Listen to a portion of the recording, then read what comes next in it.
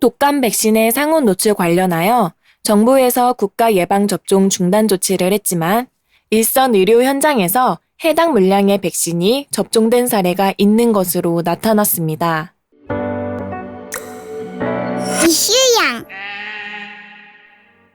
정부가 상온 노출 사고를 인지하고 무료 독감 백신 사용을 전격 중단시킨 건 지난 21일입니다. 이후 질병관리청은 문제의 백신은 접종되지 않았다며 거듭 강조하여 브리핑하였는데요. 그런데 이 사실은 사흘 만에 뒤집혔습니다. 질병관리청은 상온에 노출된 것으로 의심되는 백신이 접종된 사례가 26일 기준 324건으로 보고됐다고 밝혔습니다. 해당 공지가 밤늦게 각 의료기관에 전달되어 이와 같은 사태가 발생됐다고 하는데요. 아직까지도 신성약품 유통 물량인 578만 명분이 접종되었는지 여부를 조사 중으로 해당 숫자는 더 늘어날 수 있는 상황으로 보입니다.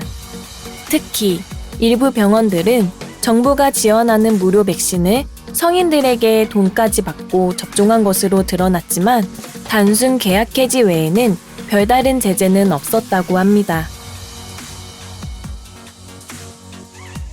질병관리청에 따르면 상온 노출이 의심되는 백신 물량을 접종한 사람 중 이상 증상을 보이는 사례는 없습니다.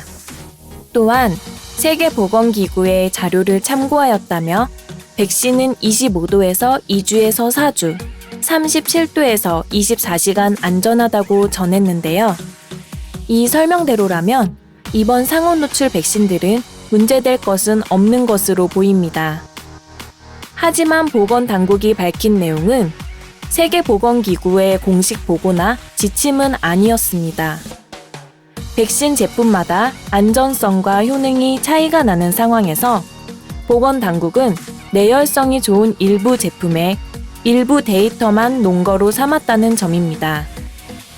세계보건기구는 지금까지 백신의 안정성 평가를 다루는 포괄적인 지침 문서는 없다 라고 공식적으로 밝히고 있으며 백신이 고온에 노출되면 효능 저하가 초래할 수 있다. 모든 백신은 일상적으로 권장하는 온도에서 보관해야 한다고 강조하고 있습니다. 그래서 이런 이유로 우리 보건당국도 이제껏 백신의 냉장 보관 유통을 강조해왔던 것은 아닐까요? 전문가들은 독감 백신이 권장 온도를 벗어난 환경에 노출될 경우 백신의 효능이 떨어져 이른바 물백신이 될 가능성이 크다고 지적합니다.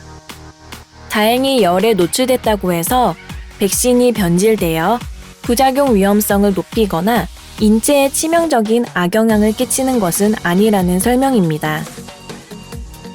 질병청장은 접종자에 대해서는 현재 이상 반응에 대한 조사를 시행 중에 있고 현재까지 이상 반응은 보고되지 않았다며 지속적으로 모니터링 중이라고 말했습니다.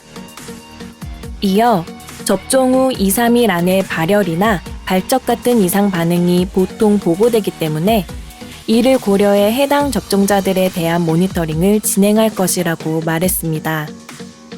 이 소식을 접한 누리꾼들의 반응입니다. 부디 아무 사고 없이 지나갔으면 좋겠습니다. 시청해주셔서 감사합니다.